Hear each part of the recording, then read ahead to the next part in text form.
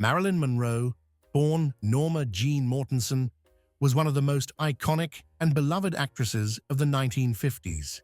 She was known for her captivating beauty, sultry voice, and charismatic presence both on and off the screen. With her breakout role in Gentlemen Prefer Blondes, she quickly rose to fame as one of the most sought-after actresses in Hollywood. She starred in numerous successful films, including Some Like It Hot and The 7-Year Itch. She reportedly lived in more than 40 houses during her lifetime, and today we will uncover some of the most notable properties: luxury penthouses, Hollywood mansions, and Connecticut estate, where the actress spent her best moments. Surprisingly, Marilyn Monroe only ever owned one property, which she purchased in her final year of life, having spent the majority of her life moving from house to house until her tragic death in 1962. The icon was not born with such a lavish estate, but she spent the last 6 months of her life in the expansive LA mansion before she passed away. Let's briefly travel back to her early days. Marilyn grew up in the southwest Los Angeles neighborhood of Hawthorne with the Bolender family. She shared a little 120-square-meter house with Wayne, Ida, and her foster siblings. After that, she spent 2 years living in the Los Angeles Orphans Home Society before moving in with relatives and friends in a variety of Los Angeles residences. Just hearing several moments of her troubled childhood days and the absence of a normal home to experience all the warmth the child should have, we want to get straight to the LA house she finally could call my home. Brentwood LA House. The film siren's first home was a hacienda-style home in the exclusive Brentwood neighborhood of Los Angeles, tucked away at the end of a quiet cul-de-sac. Sadly, she passed away there in August 1962. Situated behind guarded walls with a gated entry, the exclusive residence used to provide the actress with an escape from the limelight. The diva reportedly spent $75,000 for the property in 1961 when she was 35 years old, and she resided there with her longtime housekeeper, Eunice Murray. The L-shaped home has 4 bedrooms and 3 bathrooms, but back then, the reports state there were only 2 bedrooms and a small guest house. Many of the features, such as kitchen tiles and Aztec-style textiles, were chosen by Monroe herself when she traveled to Mexico City and Tijuana to find decorations for the Spanish-style home.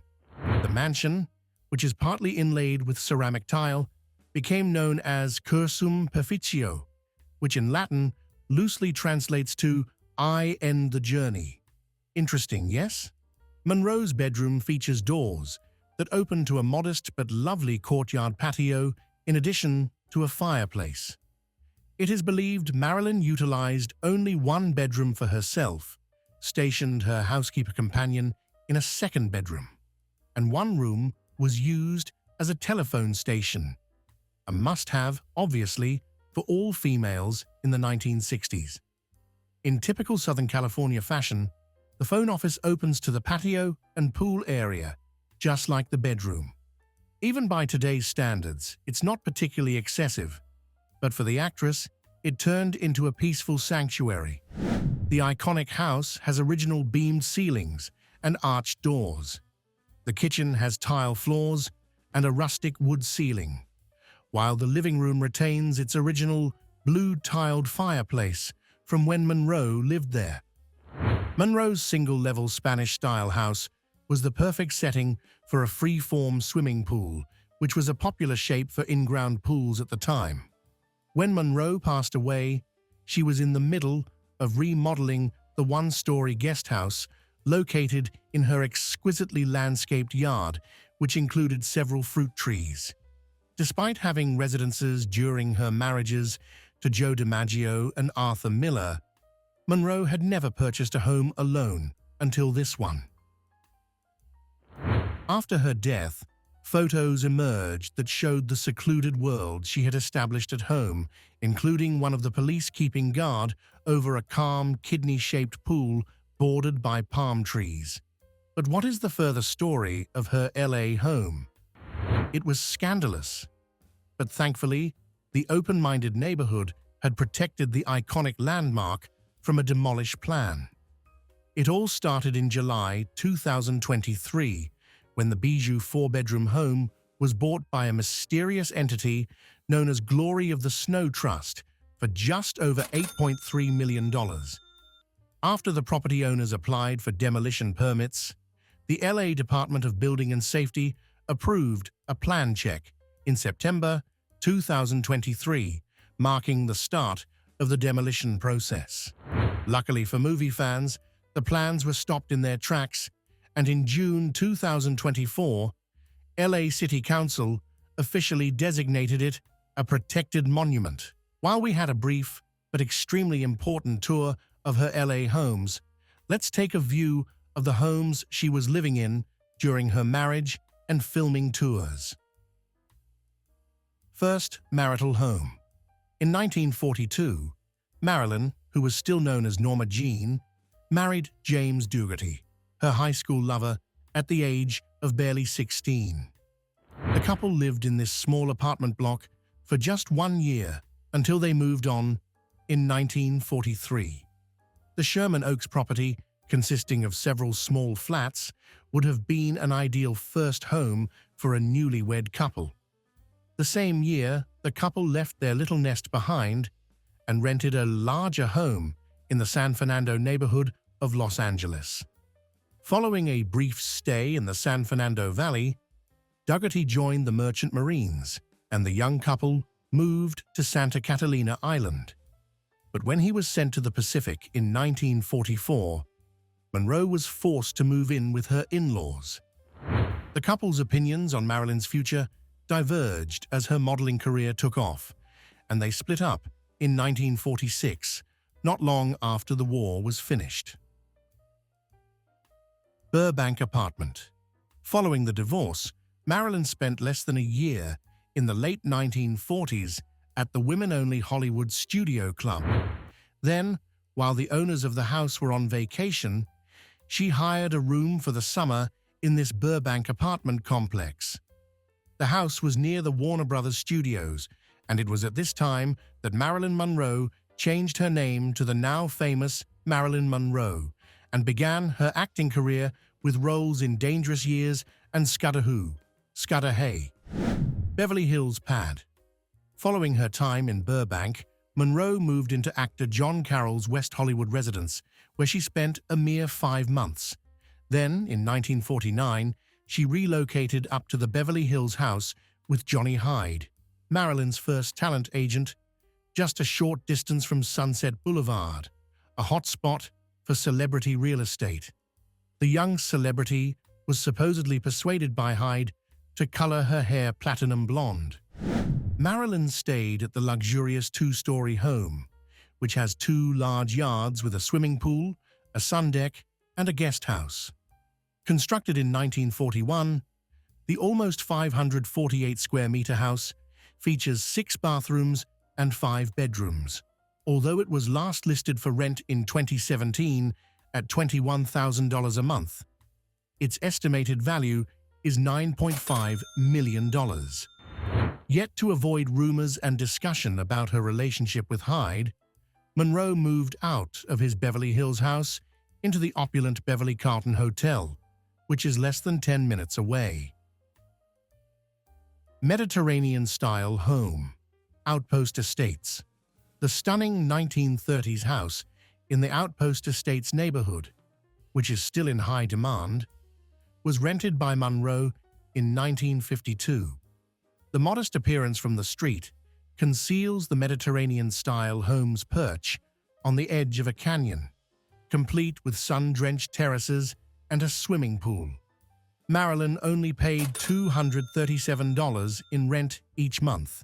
Yes, those were the prices in California at that time. Can you imagine? The main living area has a vaulted ceiling with ancient candelabra and archtop double doors that open out to the covered porch. On the right side is an open brick fireplace that is in service. There is an open shower and a jetted tub with mosaic tiles in the master bathroom.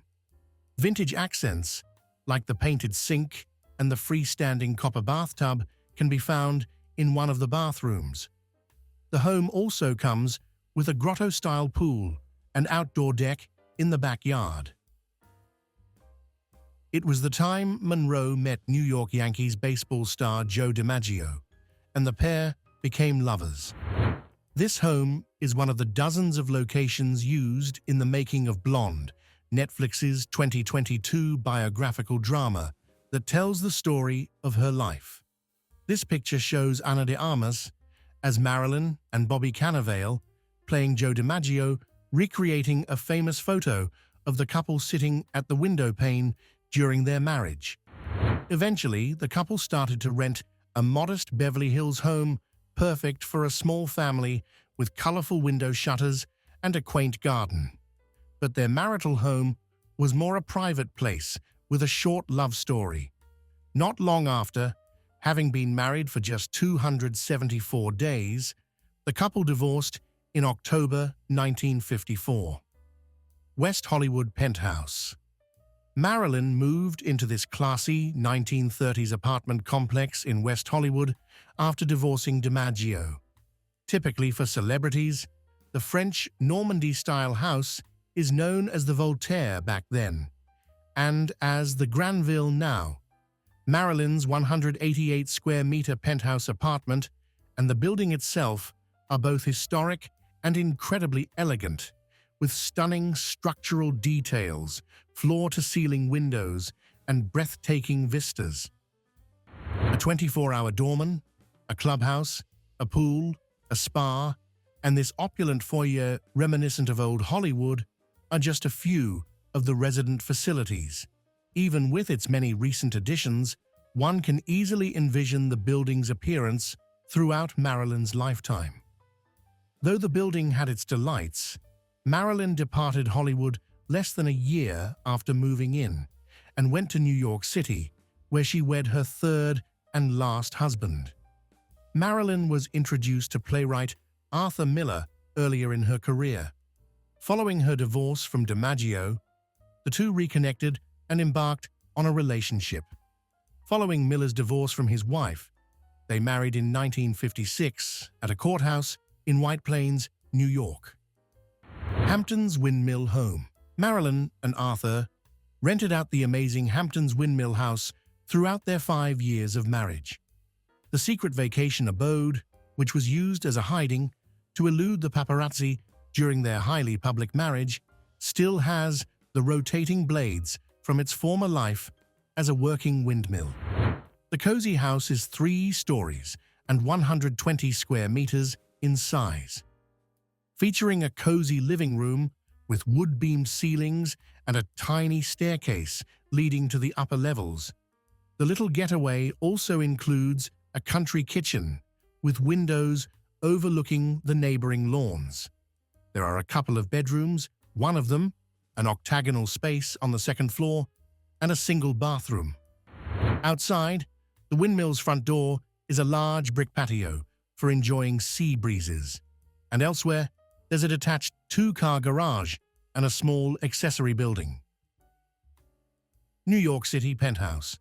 While the couple enjoyed the cozy life in a silent town, a clash of personalities and lifestyles reportedly soon saw the couple heading back to New York. It is said that the newlyweds moved into the Midtown East Apartment in New York, where Miller composed the screenplay for The Misfits, Monroe's final movie.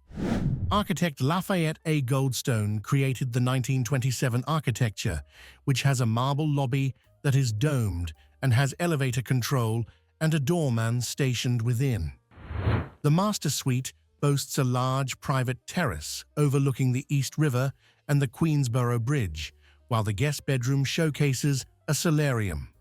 With a state-of-the-art living room, bedroom, a kitchen, and a breakfast bar, the couple had it all to enjoy the life.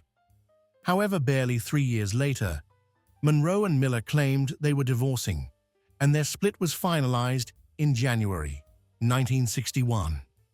On November 11, 1960, Marilyn was spotted alone, leaving their New York apartment. She was noticeably less cheerful than normal. Palm Springs home. After Monroe divorced Arthur Miller, she headed to Palm Springs, California, where she is said to have rented out the beautiful home. Built by Charles Dubois, the celebrity is said to have moved in shortly after, most likely to get away from the media turmoil following her divorce. This mid-century home has elegant, open-plan living areas with double-height beamed ceilings, despite its rather plain exterior. The sleek and fashionable four-bedroom house is encircled by sliding glass doors that showcase the exquisitely manicured gardens. The backyard's enormous pool sparkles outside, surrounded by a never-ending vista of the mountains. Surrounded by a covered terrace and a wraparound patio, it would have made the ideal outdoor gathering area for Marilyn to entertain other A-list celebrities from Hollywood. As we know, following her divorce from Miller, Marilyn eventually moved to Brentwood, we have introduced just in the beginning. And we must admit this cruel irony. The most renowned woman in the world came from a broken home and has always wanted a house of her own. Thank goodness, the historic house will now be saved for many years to come, representing a significant portion of Hollywood's golden age heritage. As we reach the end of our journey, we are grateful you stayed with us until the end. We wonder what thoughts or questions you have in mind. Do you feel regretful of Marilyn staying such a brief time at her final home? Are there any words of wisdom you want to wish for people who face a hard time? Leave comments below and any ideas for the next episode you want us to create. Thank you for watching.